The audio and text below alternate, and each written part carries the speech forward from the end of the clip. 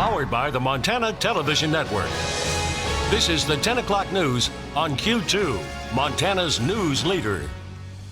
Good evening, everyone. Thanks for joining us on your Tuesday night. I'm Jeanelle Slade. And I'm Russ Riesinger. Montana's weather changing faster than the blink of an eye as we go from 70s today to snow tomorrow, possibly a lot of it.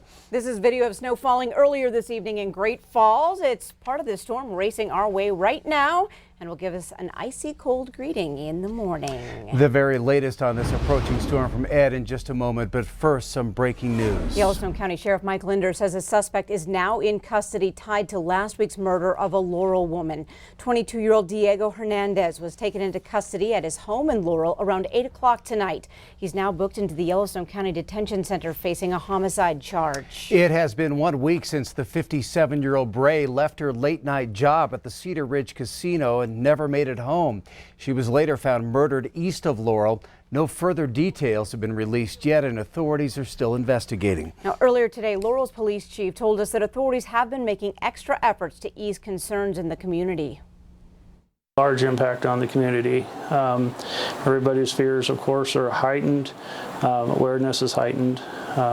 You've seen incidences of where things that might have been mundane before now, get looked at it at a whole different light. We're large enough to have resources, but we still have that small town feel.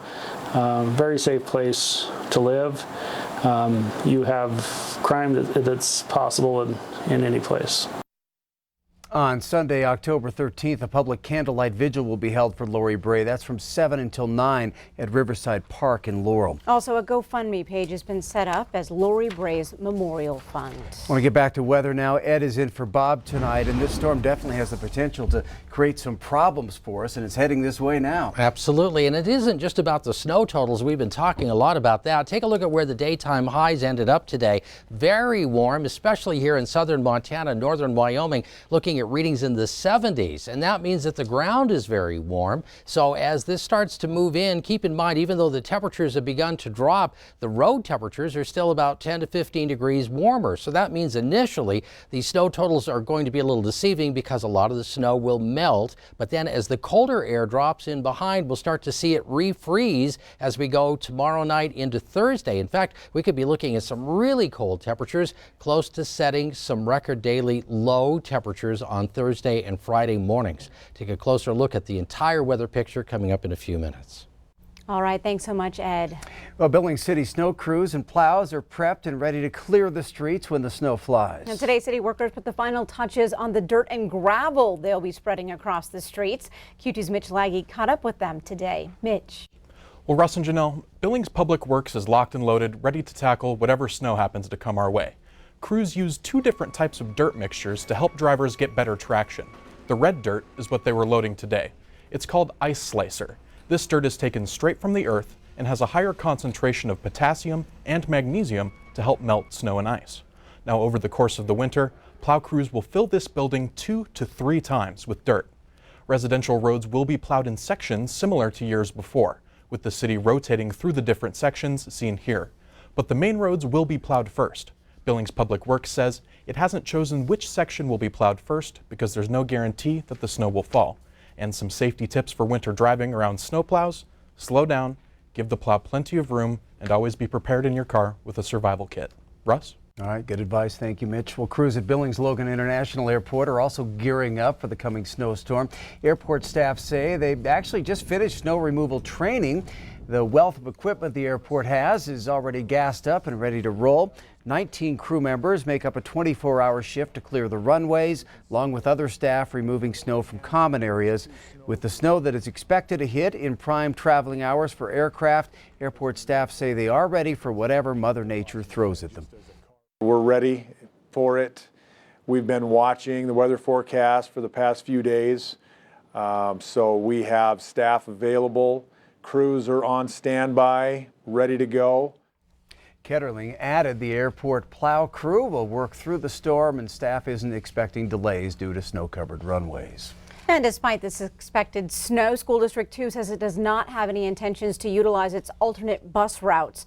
But what's important to remember is that the district does use a robocall system to notify families of any delays or emergency situations. If there are changes, you can expect a call regarding alternate routes, delays, or cancellations by no later than 6 a.m. You can also check in on the KTVQ website, where we'll have school updates as they roll in. Well, with many trees still topped with leaves, a heavy snow threatens to knock down branches and knock out power.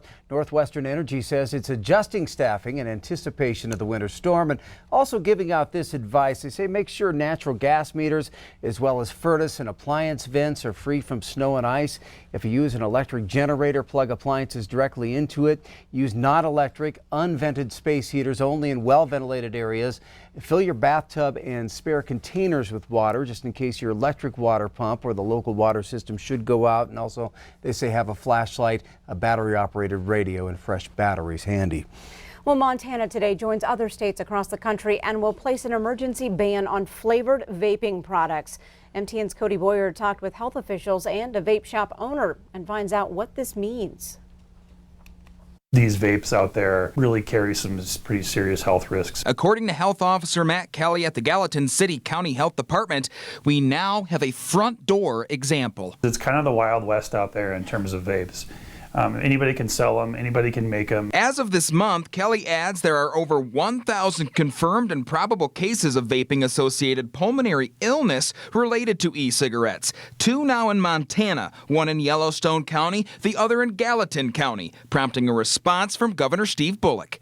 Young Montanans are using e-cigarettes at an alarming rate. Today I choose action. The emergency rules impact all flavored vaping and e-cigarette products, both sold online and in stores. 120 days. It puts all of those shops out of business. We met Ron Marshall at his Bozeman vape shop, Freedom Vapes, in September. Today, we caught up with them on the road. Now, he and his wife are concerned. You're banning flavored nicotine vaping products because of an illegal substance on the street. Doesn't make any sense. The Marshalls who run the business here out of Bozeman say that this will almost certainly mean their open signs will have to go off. People who have risked everything to open these shops to help adults quit smoking are now going to be on the unemployment line. According to the ban, anyone who would violate the rules could be charged with a misdemeanor. Kelly says with kids sneaking the habit, the issues are real. As for the Marshalls, they ask at what cost. You only get one set of lungs and you should take care of them. Well, we're filing lawsuits. There will be less lawsuits. Attorneys have already been contacted. You cannot blame one thing on another. In Bozeman, Cody Boyer, MTN News. Thanks, Cody. And again, that ban will go into effect on October 22nd. That's 2 weeks from today. It will last for 120 days, the longest allowed by law. Well, the Billings Industrial Revitalization District completed some major projects this summer. And last night, Billings City Council members got a bus tour to see the completed projects. The TIF district, also known as the Byrd, runs from North 22nd Street east, ending at Main Street.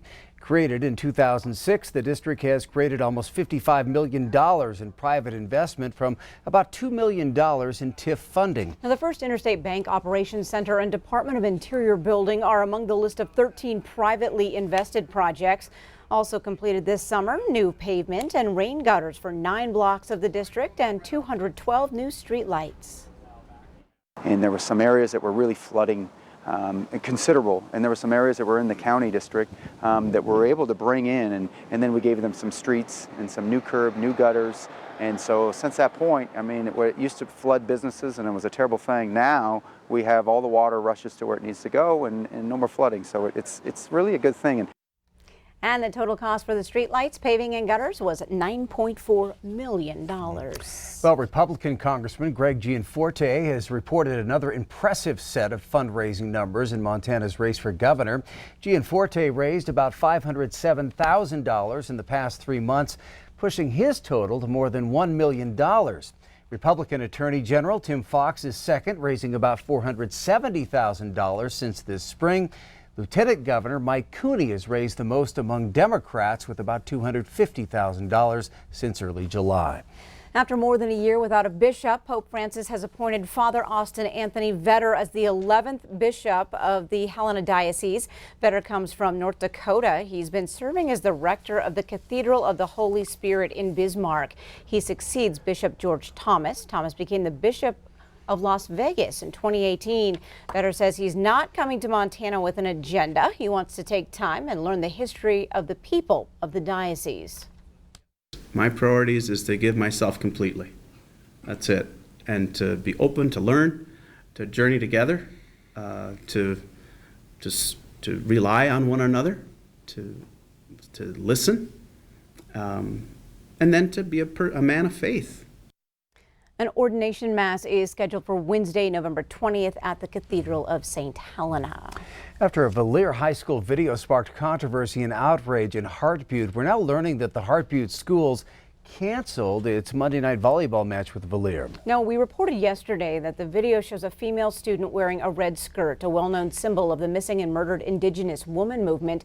She's lying on the ground. Now, some people affiliated with Hart Butte High School took offense and interpreted the video as an attack on Indigenous persons at Hart Butte School. Hart Butte says it canceled the Monday night game because it was in the best interest of their kids not to play it. Valier is investigating the video and says all concerns are being taken seriously. Up next on Q2, the White House now refusing to cooperate with the impeachment inquiry. We'll look into today's events. And later in sports, look at the conditions that grinded through at your state AA tournament.